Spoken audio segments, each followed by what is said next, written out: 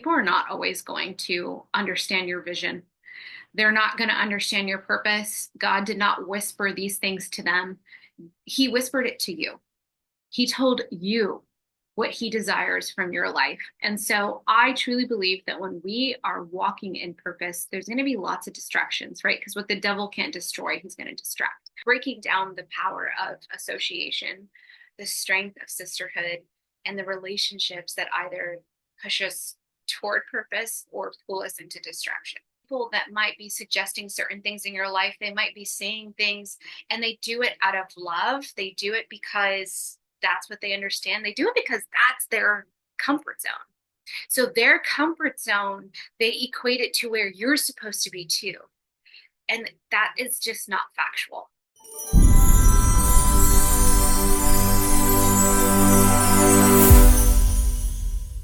Hi, ladies. So excited to be here with you guys today. I definitely had a super rough week. I'm on the mend now. My tummy is figuring it out. But last week we dove. Is that a word? We're going to roll with it. It feels right. We dove into relationships and sisterhood, and there were amazing contributions to this. I don't know which one you guys chose, but A Woman's Worth is one of my favorite books, and really just diving into, well, essentially what it means to be a woman, really diving into our worthiness, our confidence, our sisterhood, who we surround ourselves with. And so I thought it was just really fitting for the week. And so we're going to be talking about just what it really looks like to shape our lives with relationships. And before I kind of hop into this, and this actually ties into the power of association, which is kind of my first topic. I just want you guys to know that people are not always going to understand your vision. They're not going to understand your purpose. God did not whisper these things to them. He whispered it to you. He told you what he desires from your life. And so I truly believe that when we are walking in purpose, there's going to be lots of distractions, right? Because what the devil can't destroy, he's going to distract. And when we're walking in a season of purpose and we're in the pursuit, there's going to be things that come up. I think that sometimes people think that there needs to be this level of perfection before we apply ourselves or in order to continue.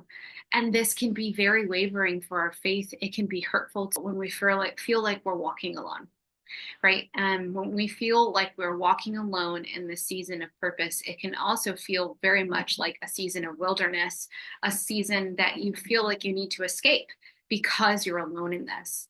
But I want you guys to just really remember that even Jesus was not appreciated in his hometown. And when we understand this, we understand that familiarity breeds contempt. This is something that my mentor shared with me. This is also why I share so often why it's so important to have a coach and so important to have a mentor in your life. So just someone that's coaching you, guiding you, that's keeping you on the up and up. But we also have to be coachable. We have to be willing to listen and constantly in the pursuit. I don't know about you guys, but I think that some people think I talk about this and they think, oh, because Lily's trying to push the agenda of being, my coach. Like, no, if I'm not coaching with you, find a coach. If I'm not the one that's coaching with you, find someone that you feel comfortable with that's going to lead you in life, not just business, not just relationships, but in life. Because it is when the home is broken, it is when the life stuff happens that keeps us from going from good to great, right? Excuse me, I'm going to be drinking a lot of coconut water during this call. That has been my highest form of hydration. There we go. But when we are walking in seasons, it's important that we aren't walking by ourselves. And so, no, this is not a secret agenda of trying to get you to do something. But I think it's important. I don't know, like about you guys, but for me, I am in constant pursuit of my coach. I'm asking her questions each and every day, right? I'm not waiting for her to reach out to me. I'm like, hey, like, this is what I'm encountering. Like, what do I do? Hey, this is what's going on with, parenthood. Like, what do you think about this? Hey, I'm thinking about reading this. Hey, I'm thinking about doing this with the group. Like, what do you think about that? I'm constantly in communication with her because she is a huge form of support for me where I don't have in other areas. I didn't always have this circle of friends who understood the vision. And I still have people in my life, I still have family members who genuinely think that I should return to be a doctor. You know, like they're like, cool, this coaching thing, that sounds really great. But like, when are you going to go back to med school? And I'm always shocked by this because I have more impact and I earn more doing what I do right now. And I know that this is God's calling on my life, but they don't understand and they're kind of stuck in their ways, and that's okay. Right? It's okay. I think that many times someone will say something and we immediately think that it's sabotage, but sometimes it's just like that's what that person knows. And they love you so much that they want to push what they know and what they feel comfortable on you. And this is why it's so important to watch the company that we keep, right? Show me your friends and I'll show you your future, right? I don't know who said that, but show me your friends and I'll show you your future.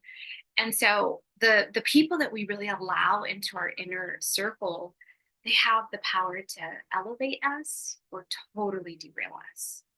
And so that's why I kind of wanted to hop on here today and talk about, just what it looks like to breaking down the power of association, the strength of sisterhood, and the relationships that either push us toward purpose or pull us into distraction. Right. And so, again, the people that might be suggesting certain things in your life, they might be saying things and they do it out of love. They do it because that's what they understand. They do it because that's their comfort zone. So their comfort zone, they equate it to where you're supposed to be too. And that is just not factual, right? That's just not where we need to be. And so some questions to really ask ourselves is, who in your life is truly pushing you toward your highest self in Christ versus who is draining you, distracting you, or keeping you stagnant? And sometimes that person that's keeping us stagnant is ourselves. Sometimes we take on so many different things and and we need to be very careful. And this is why it's so important to have a coach, because they'll let you know, like, hey, you're pivoting again. And whether or not you're open to realize, man, I'm doing it again. I'm taking on even more, or hey, you're self-destructing again, or hey, you're being negative again. You have that negative self-talk again, or maybe it's gosh, maybe it's belief, maybe it's walking in belief and not going back into this series of unfortunate questions and events that we ourselves are creating, if that makes sense. And so the power of association, let's go ahead and dive into that. Biblically, 1 Corinthians 15:33, do not be misled. Bad company corrupts good character. So what's the point of this? Well, who you surround yourself with is either going to be watering your purpose or drying it out. So if you are connected with women who gossip, who complain, or they're living in drama, guess what? That energy seeps into you. You start becoming like them without even realizing it. And you start having these stagnant conversations. I noticed a very huge difference in this journey of, having a mentor, having a coach, having someone that really just pulls me to be higher. It has called me into different rooms. And with me being called into different rooms, that means I'm having different conversations. My conversations are elevated. We're talking about the future. We're talking about finances. We're talking about investments. We're talking about what it looks like to be walking in God's calling. We're talking about things that matter. Wherewith, if you are walking in, I guess you could say, just typical rooms, most of the time these things are called to gossip, right? That's all you talk about is gossip. You're not talking about the future. You're not talking about elevating yourself. You're not talking about what's next. You're not talking about the bigger things in your life. You're talking about the past. You're talking about what happened at that event with Suzanne and how could you believe that she said this and this, right? Or you're talking about celebrities. You're talking about, did you see what she wore on the red carpet? Can you believe that? You're talking about their relationships, things that do not matter. They don't matter. Those are not things that are directly affecting your life. They're just not. And so why do we engage in this series of drama or gossip and not elevating our conversations? I much rather be in rooms where I'm being elevated. We're talking about books that we're reading. We're talking about podcasts that we listen to. We're talking about God. We're talking about politics. We're talking about investments. We're talking about what it really looks like to move forward in my life right now. We're not creating conversation based off someone else's hurt. Let me just share this quick story with you. I was at an event and it was something that my mentor threw, and she has them, once in a while. And so I was super excited to be there, and I got connected up with some of the other people that she coaches. Well, this group that I got connected up to, and this is very early on, and whenever they would have a problem with my coach, they would bring it up in conversation in like this group. Oh, can you believe that she said this? Can you believe that she did this? Can you believe this, this, and this? And I was like, I felt wrong. This is wrong. Like, she's helping us. She's helping us move forward. I don't understand why you guys are being so negative. And I just remember it got to a point that I shared with my husband, and he was like, "So what's happening is that the people that are around you right now, they're people that are choosing not to grow, and because they're choosing not to grow and choosing to still walk in stagnation, their comfort level is talking about someone they know. And so when your coach is suggesting things, what happens is that they don't like it, and they don't like the discomfort, and they don't like that she's trying to help them level up. So they create gossip." And I was like, whoa. And so I totally separated myself. And so I remember going to the next event and they were like, "Hey girl, like, how are you? Come sit over here." And I was like, "No, I'm good. I'm actually sitting over here today. Thank you so much." I separated myself. And I found, because here's the thing, when that was happening, I also found that I started becoming kind of negative about some of the things that, my coach was sharing, and, or maybe she would tell me to do something and I would kind of question it and kind of do a deep dive. And I just like, wait a minute, this is someone that I'm paying for so that she can actually help me move forward. She has the fruit. She's taking her time. Why am I listening to someone who doesn't have the fruit, who wants to stay in gossip, wants to stay in stagnation, doesn't want to move forward, and constantly is creating excuses for their lives? Why am I doing that? And I'm sharing this. Maybe it hits home for some of you guys, or maybe for you guys, it's a church setting. Maybe it's a work setting, right? Maybe it's about being around other coworkers that they're talking about nothing and going nowhere fast. I want to go somewhere. I want to surround myself with women of wisdom, warriors of faith, women who hold me accountable and call me to be higher, and sees my life shifts and is excited about it, and who help me grow and who aren't feeding into my comfort level. And so maybe you're like me, where there's somebody that's talking about something negative, whether that be, and hey, it doesn't need to be a coach, it could be anything. Maybe it's about your boss. Maybe even it's just about, taking part into office gossip or church gossip or whatever gossip. That does not help us level up. That keeps us small. If you find yourself that the only connection you have with this person is constantly talking about things that are negative, that is not a friendship. It's just not. That, my friend, is a comfort level relationship that is always going to keep you small. Your friends should call you out and call you up. I had a friend that she did a prank. She's really well known on social media, and she does like pranks and all this kind of stuff. And she did a prank, and I was included in this. And she kind of was like, "I'm going to go see a psychic or something like that.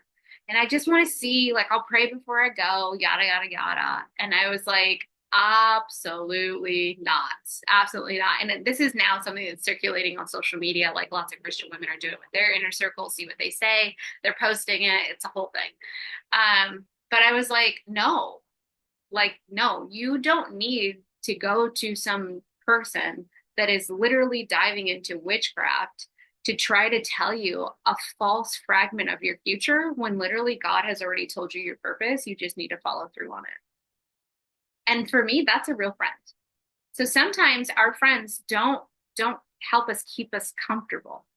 They help us move forward in wisdom and strength, right? So when you're really thinking about things, I want you to start thinking about who are your five closest friends? Do they really reflect where you want to go in life? And if they don't, I would suggest that it's time to redefine your circle, right? Right? Like it's time for us to really redefine our circle. We need to, and it doesn't mean that we don't love them. Sorry. It doesn't mean that we don't love them.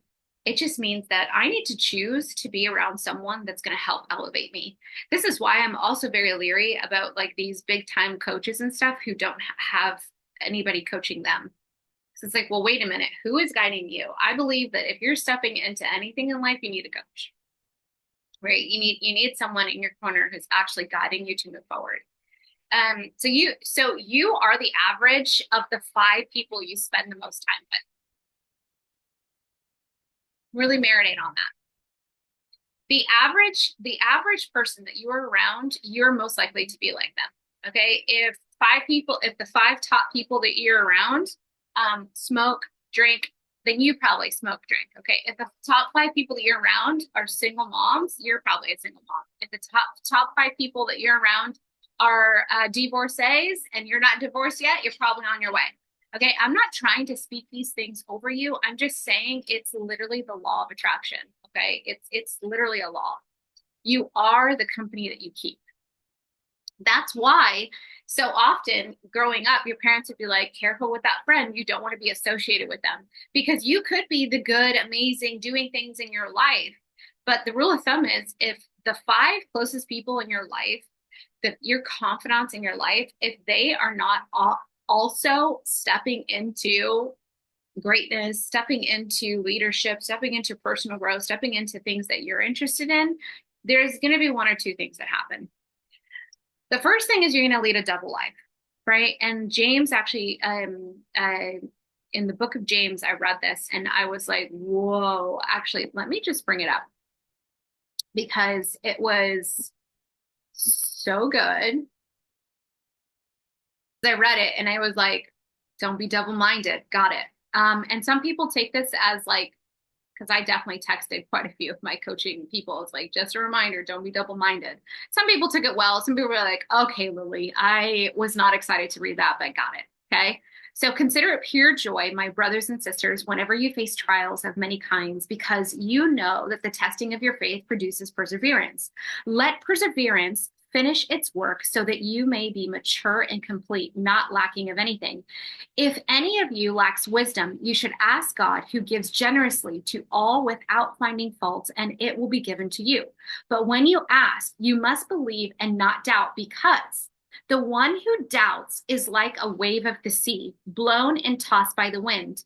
That person should not expect to receive anything from the Lord. Such a person is double-minded and unstable in all they do.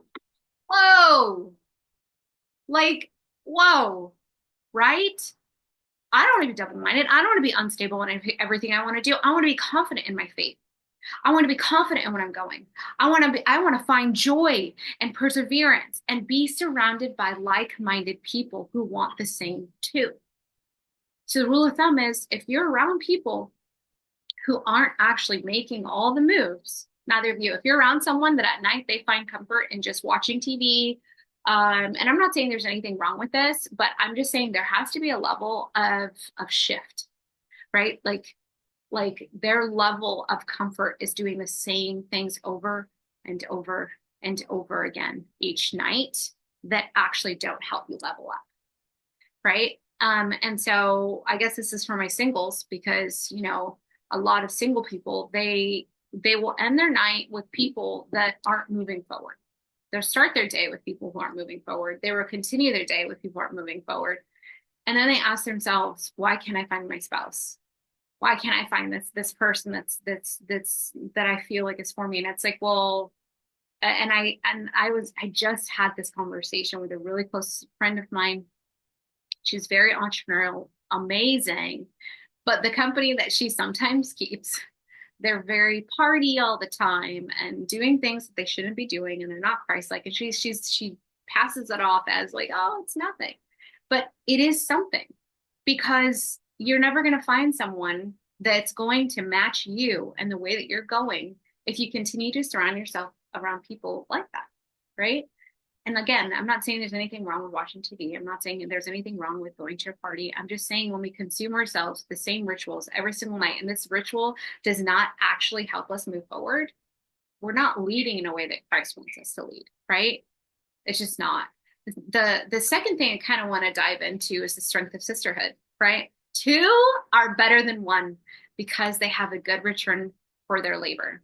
If either of them falls down, one can help the other up. This is biblical, right? So women need women, right? We were never meant to do life alone. A strong sisterhood literally heals wounds, sharpens character, and strengthens faith. And this just goes right back around to the company that we're keeping, right? A woman alone has power. Collectively, we have impact, right?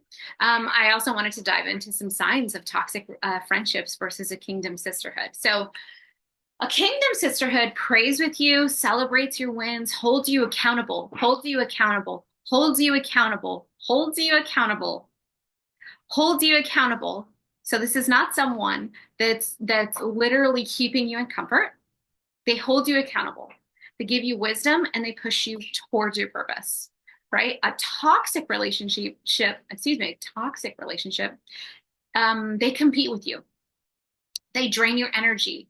They encourage gossip and they distract you from your calling. It's just like what I said, right? Like when I was first around those girls, they were literally engaging in gossip about a mutual person, and it was wrong, right? And honestly, it was distracting from my calling, and it was distracting me from trusting this person to take me to the next level because I was listening to the nonsense, right?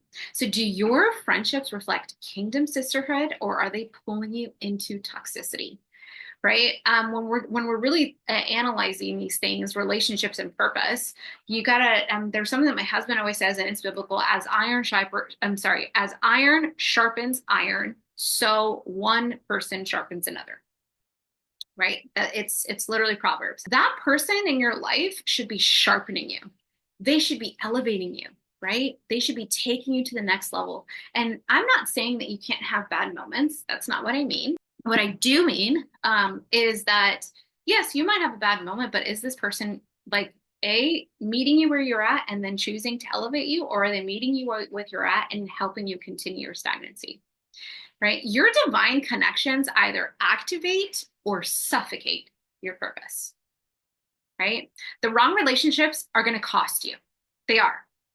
The wrong relationships will cost you time, peace, and energy. The right ones will multiply your life. If there's anything that you pull out of this, please take that the wrong relationships will cost you. They will cost you your peace. They will cost you your energy. They will cost you your time. They will cost you money. The right ones are going to help you multiply your life. So ask yourself, does this relation push me closer to God or away from him? Does this relationship push me closer to my future or further from my future? Does this relationship add value into my life? Does this friendship make me better or bitter? Am I holding on to people out of familiarity or purpose? Because that's another thing. Sometimes we hold on to people because it's familiar, but it's not because it actually drives us to purpose. Ladies, your life is too valuable to waste on the wrong connections. If someone is not sharpening your spirit, helping you grow, or holding you accountable, it may be time to really redefine that relationship. Because at the end of the day, you are who you surround yourself with. So start taking inventory of your relationships. Reach out to one person who sharpens you and let them know you appreciate them. Start getting around the right rooms. You will notice the difference in conversations when you get around the right people and the right rooms. We are talking about things that are much different than the mundane things. I don't like mundane relationships. And I understand that I have family members that I love dearly, but I almost have to like mentally prepare myself for like Thanksgiving, Christmas, all these different things, because I know that most of the time it's going to be around gossip and drama. There's a very few amount of my family members that I can actually have deep conversations, but even after that, it kind of typically resorts back to conflict, drama, because they don't understand my vision and it's easy for them to give input based on their comfort. Please remember that. People sometimes give input based on their comfort, not on where you should actually be going, right? So pray for God to remove any relationships that are a distraction and that the right ones are brought into your life, right? If you want to go fast, go alone. If you want to go far, go together, right? Some people are like, what the heck does that mean? Well, it means that when you choose to partner with someone that can actually help you elevate, whether that be your coach and then further surrounding yourself with good people, right? Relationship rich. I like to say that I'm relationship rich, right? If there's one thing in life that God has blessed me with, it has been with really great relationships. But it has been, I think that was only because I invested into a coach and I started getting into the right rooms, right? I started getting into the right rooms. And then together with those people, was able to bounce ideas and be able to really move forward. And they actually would talk about what it looked like to mitigate risks in my life, including people, right? So, Father, we thank you for the divine connections, for strong, faith filled sisters who sharpen us. Help us release every relationship that no longer serves our purpose and align us with people who bring life, wisdom, and strength. May we walk in discernment and build a sisterhood that glorifies you. In the name of Jesus, amen. I hope that this talk blessed you. I love you guys so much. And I'm so excited for our next series, which we're actually currently in, which is boundaries. So excited to be in this because hopefully you're getting so much from it. And also understand that, hey, whether you're doing the challenge or you're diving into things alone with, all of the courses that I have up, whatever that looks like, just know this group is for you. And that we're so excited to partner with you and continue to have such a firm foundation of sisterhood. Love you guys. I hope you have a blessed day.